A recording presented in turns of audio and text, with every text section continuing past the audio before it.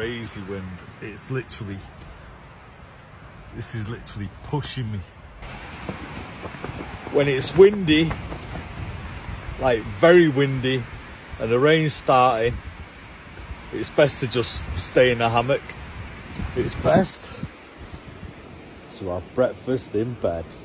In there is an all-day breakfast, just waiting for it to boil away, and then I'm just going to chill in my hammock, having a scran.